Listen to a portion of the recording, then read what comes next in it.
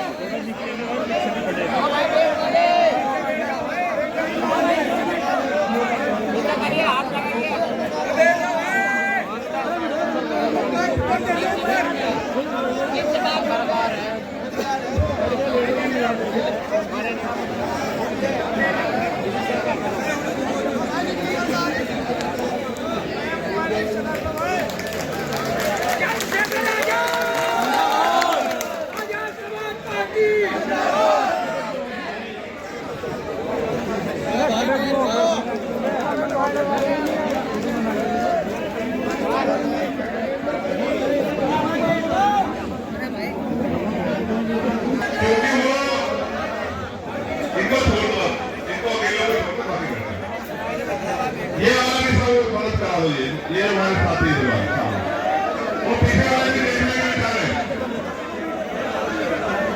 ये वैसे भी मीडिया बहुत ईमानदार नहीं है देश का। अगर आप बैठ जाओगे तो वहां पर दिखाई देगा सही पर। आप यहाँ रहोगे तो ये पहले से ही कहेंगे कि आप तो पुराने हो गए। थोड़ी सी मदद करा दो बस। और ये वाली बैठ जाओ, मीडिया के भाई को बैठा हुआ बहुत बड़े बैठ जाओ। धन्यवाद दूंगा हमारे जिलाध्यक्ष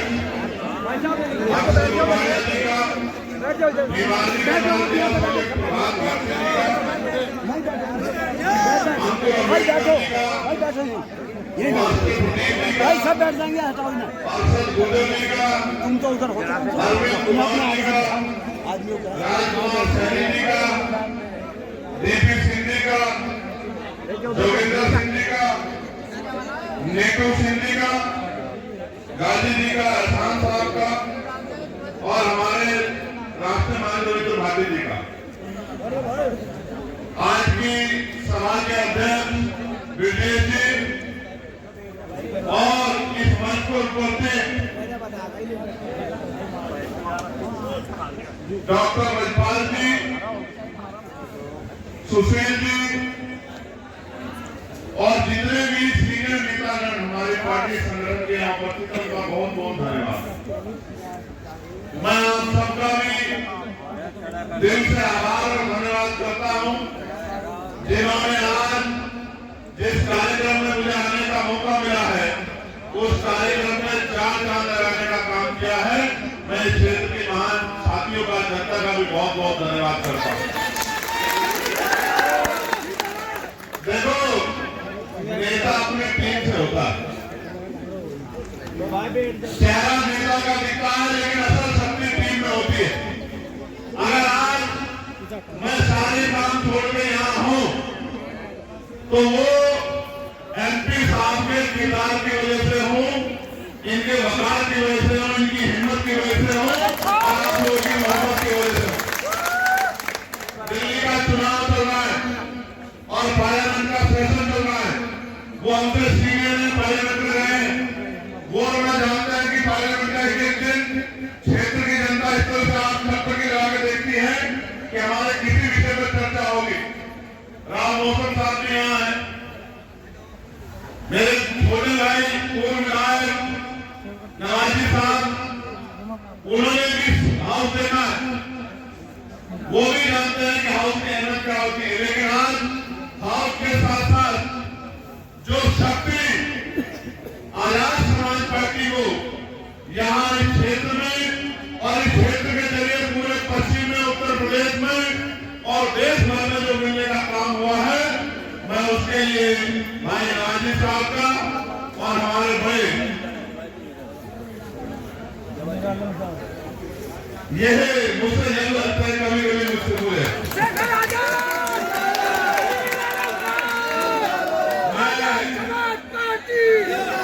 ये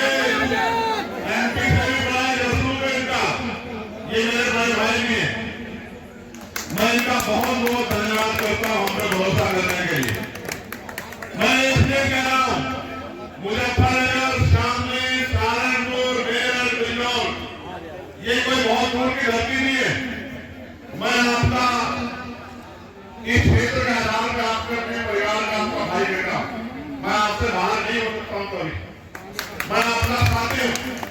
तो इस आधार पर ये मेरे परिवार के बड़े हैं और जब इन्होंने मेरा हाथ पकड़ लिया है तो आप समझो 1 और 1 11 होते हमारी शक्ति कितनी बड़ी होगी इसका अंदाजा जो है अभी आपको आने वाले दिनों में लग जाएगा।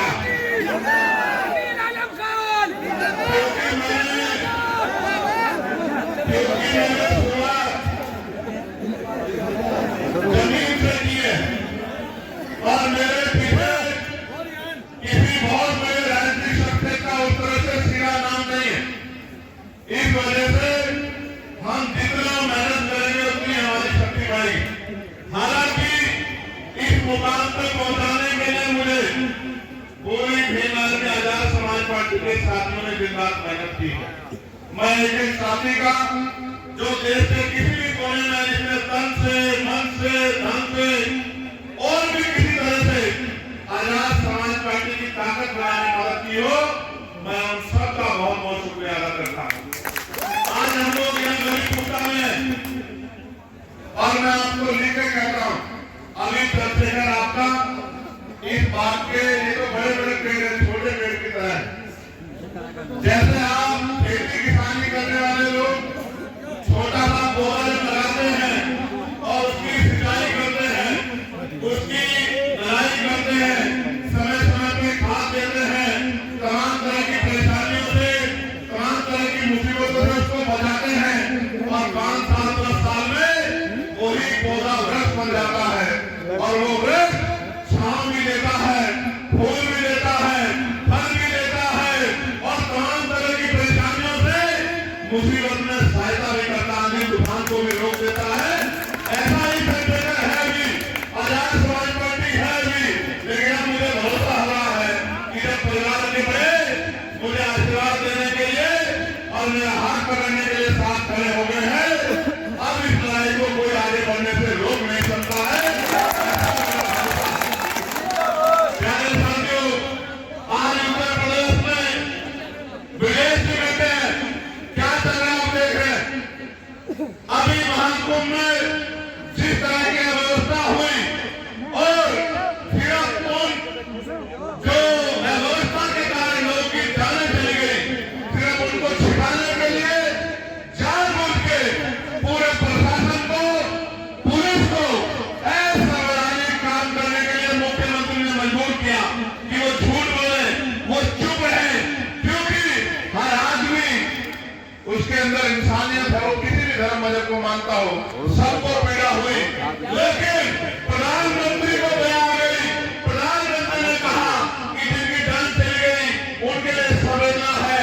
राष्ट्रपति जी ने कहा, लेकिन मुख्यमंत्री 17 घंटों तक इतने लोगों की जानों की खबर को छिपाते रहे। जो आदमी कुर्सी के लिए इतना गरूर और घमंड और भावनाओं को मानने वाला बन जाए, क्रूर बन जाए, मैं आपको लिख के देता हूं कि कुदरत भी उसका साथ नहीं देती। जिस कुर्सी में बैठ के जुल्म कर रहे हो, जिस कुर्सी में बैठ के एक घटना नहीं 3 घटनाओं में छिपाई गई। किसी ने अपने परिवार का की बहन खो दी, किसी ने अपना भाई खो दिया, किसी ने अपना बेटा खो दिया, किसी ने घर का कमाने वाला खो दिया, किसी के सर से बात का साया उठ गया और मुख्यमंत्री आंसू टपका के सफेद को प्रदान करने की बजाय सिर्फ और सिर्फ कुर्सी बचाने के चक्कर में लगे रहे। ये बात स्पष्ट करती है कि आज उत्तर प्रदेश में हर देश में पीड़ा रखने वाला मुख्यमंत्री ने लोगों के घर उजाड़ने वाला, बुलडोजर से लोगों के घर गिराने वाला और जबरदस्ती फर्जी मानकर करके गरीबों के घर बर्बाद करने वाला मुख्यमंत्री उत्तर प्रदेश की सत्ता में बैठा है और जिसको जनता से मतलब नहीं, जिसको सिर्फ सत्ता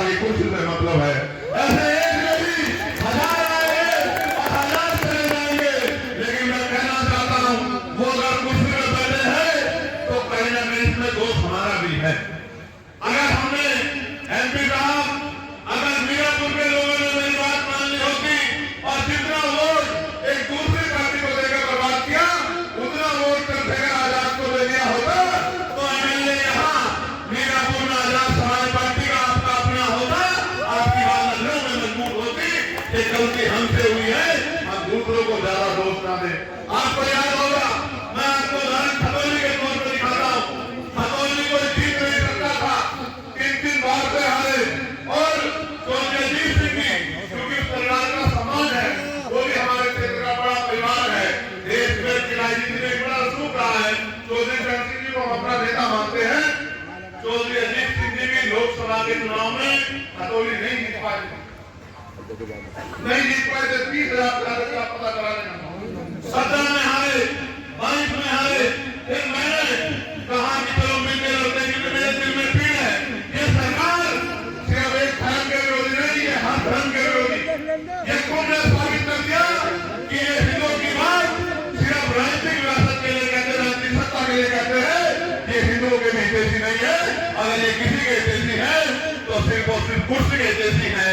इनको कुर्सी चाहिए और कुर्सी में बैठ के ये जुल्म करना चाहते हैं। तो खतौली, आपने देखा, खतौली आपके सामने थी। खतौली में हमने मेहनत की और खतौली में 22,500 से हम लोग जीते, 16,000 से हारे हुए थे और परस में 22,500 जीते और बड़े बड़े नेता मंत्री वहां पड़े हुए। ये बात मैं आपको कह रहा हूँ कि चुनाव समीकरणों के आधार पर जीते जाते हैं। अगर इस प्रदेश का दलित, मुस्लिम, पिछड़ा और हर गरीब सामान्य जाति के भी वो लोग जो चाहते हैं कि ईमानदार अच्छे लोगों को और सेवा करने वाले लोगों को मौका मिले, जो संविधान में विश्वास रखते हैं, अगर वो लोग एकजुट हो जाए तो इस झूठ की, भ्रष्टाचार की और डराने की राजनीति का अंत बहुत देर नहीं की जब हो जाएगा। मैं आप सबका शुक्रिया अदा करता हूँ कि आप इतने बड़े पैमाने पे यहाँ मेरे परिवार के मेरे छोटे भाई नाजी साहब जो पूर्ण एमएलए है और आपकी सेवा की, और मेरी दाहिनी तरफ इस क्षेत्र की बहुत ही मजबूत शख्सियत और मेरे बड़े भाई भी हैं अमीर आलम साहब, मैं उनको विश्वास दिला के कहना चाहता हूं, अब ये जो प्यार और ये जो टीम यहाँ बनेगी, ये अच्छी हवा का रुख मोड़ देगी। आप मेरी बात को याद रखें। इसका उदाहरण अब आने वाले जिला पंचायत चुनाव में देख लेना कि जितने में आप होंगे, इतने में सारे लोग मिलकर होंगे। मेरी बात को आप लोग याद रखना, ये ताकत जो है इसी बार आपको पता लग जाएगी। तो मैं स्पष्ट तौर पर कहना चाहता हूँ, आज उत्तर प्रदेश में और ये अयोध्या में हुआ है, ये दलित समाज की बच्ची, उसकी आंख फोड़ दी गई। मैं तकलीफ में मीडिया के साथ यहाँ की हिम्मत है तो दिखाओ और पूछो, मुख्यमंत्री से जवाब मांगो, उस निकम्मी सरकार से जवाब मांगो जिस सरकार में बहन बेटियां सुरक्षित नहीं है।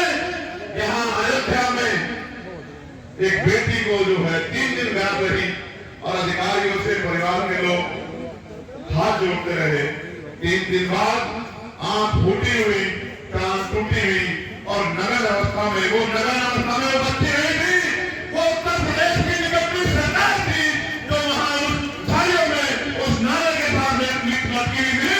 ये उत्तर प्रदेश की कानून व्यवस्था थी जो मुख्यमंत्री जी के हाथ में है। जब अयोध्या में बच्चियां सेफ नहीं है, गोरखपुर में 2 बच्चों को गला काट के 10 दिन हो गए परिवार के लोग रो रहे हैं। यहाँ दोरडी में मुस्लिम भाइयों को गोली चला के मार दिया, कोई पूछने वाला नहीं, परिवार रोते थक गया। हमने अपनी आंख से संबल देखा, अपनी आंख से कि किस तरह सरकार को खुश करने के लिए अधिकारियों ने, जिन अधिकारियों को नेता बनने की लगी है, उन अधिकारियों ने गोली चला के गरीब बच्चों की जान ले ली। ये आपने और हम सब ने देखा, कोई पूछने वाला नहीं है। सबको डर लगता है कि कहीं मुकदमा हो जाए। मैं आपको विश्वास दिला करता हूँ, मुकदमे जेल की परवाह वो करेगा जिसको जान की परवाह होगी। आदमी एक बार पैदा होता है, एक बार मरता है और इतिहास को इसलिए याद रखता है। मैं आपको विश्वास दिला कह रहा हूँ कि ये तो मेरे क्षेत्र है, वहां दूर देश के कोने में भी किसी गरीब पे जुल्म होगा तो चंद्रशेखर आजाद उसको अपना भाई मान के उतनी ताकत से लड़ेगा जितने अपने क्षेत्र के भाई हो गए। ये आपकी अपनी पार्टी है, आपका अपना है, इसको जितना मजबूत करोगे उतनी आपकी समस्याओं का हल होगा, उतनी आपकी बात मजबूत होगी। जिन दफ्तरों में आज अधिकारी आंखें दिखाते हैं, उन दफ्तरों में बैठे अधिकारी आपके गांव में आगे लोगों के काम करेंगे।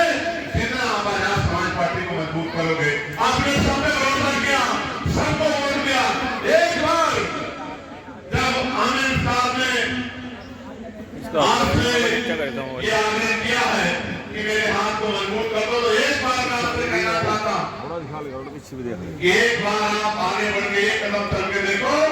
आजाद समाज पार्टी का एक बहादुर सिपाही, भीम आर्मी का एक बहादुर सिपाही 100 कदम चल के आपके तन मन धन और आपके हर तरह के अधिकारों की रक्षा करने का काम करेगा, संविधान की रक्षा करने का काम करेगा। क्योंकि ये सच है कि मुझे जाकर प्रचार करना है। अगर ये जिम्मेदारी ना होती तो मैं कई घंटे आपके बीच बिताता, लेकिन मैं आपको पूरी जिम्मेदारी से कहता हूँ और आपके साथ जुड़े हुए हर एक साथी से कि आपके मान सम्मान और आपके हक का पूरा ख्याल रखा जाएगा। ना आपके मान सम्मान में कमी होगी, ना आपके अधिकारों में कमी होगी। इस बात पर मैं आपको विश्वास दिलाता हूँ। और आखिरी बात, ये बात सुन लेना, और ये मैं आपको भी कह रहा हूँ, आप इसे पूछना जाके मेरे जाएगा। ये गौर से सुना, आदमी 100 रुपए का सामान खरीदता है, सामान को चेक करता है नहीं करता, बताओ? करता है नहीं करता? लेकिन जब आप करोड़ों रुपए से कीमती वोट डालने जाते हो तो एक बार नहीं सोचते जिसको वोट दे रहे हो कल आपके लिए खड़ा हो जाएगा नहीं हो जाएगा, आपकी बात बन जाएगा नहीं बन जाएगा। आंख बंद करके वोट देके और फिर भी बात पे की हराओ से हराओ में जीतो और अपनी हिस्सेदारी के साथ मैं इस मंच से मुस्लिम भाइयों को, पिछड़े वर्ग के भाइयों को, किसान भाइयों को ये कहना चाहता हूँ, डरकर नहीं डरकर आजाद समाज पार्टी के साथ खड़े हो और जितनी आपकी संख्या बैठती है उतनी हिस्सेदारी के साथ खड़े हो। राजकाज मिलकर करेंगे और एक दूसरे की आवाज बनेंगे, अपने क्षेत्र की लड़ाई लड़ेंगे, अपने क्षेत्र के सम्मान की रक्षा करेंगे। इतना नेता को होते हुए एक हाईकोर्ट की बेंच नहीं बनवा पाए। मैं आपको विश्वास कहता हूँ, लेकिन आपके पास ताकत होगी, हाईकोर्ट के ही मेरिट में होगा। मेरी बात को आप याद रखना, आपको कहीं दूर नहीं जाना पड़ेगा। और अभी जिन चीजों के लिए लखनऊ में हमारा बस चलेगा, बड़े जिद्दी आदमी हम, एक राजधानी पश्चिम में नगरी बना देंगे, एक सेशन यहाँ भी हुआ करेगा असेंबली का। मेरी बात को आप याद रखना, यही बैठा लेंगे अधिकारी जहाँ लखनऊ जाना पड़ता है। ये तो आदमी के हाथ में होता करने का। किसानों की आमदनी, किसानों की आमदनी सरकार 2 गुना करती है, हम पे तरीका है 6 गुना बढ़ा के देंगे और रोजगार देंगे पढ़े लिखे नौजवानों को, अच्छे स्कूल को यूनिवर्सिटियां बनाएंगे, अच्छे हॉस्पिटल बनाएंगे और लोगों की समस्या का हल करेंगे और कानून व्यवस्था भी अच्छी करेंगे कि किसी गरीब को भय नहीं रहेगा प्रदेश में। लेकिन ये तभी संभव होगा जब आप मेरी नाजिब भाई की, गाजी भाई की और हमारे बड़े MP साहब की बात पे जब आप आगे हो जाओगे, इनकी मदद करोगे, इनका हाथ मजबूत करोगे, हमें बताओ ताकत दोगे नहीं दोगे, बताओ हाथ उठाके बताओ ताकत दोगे नहीं दोगे।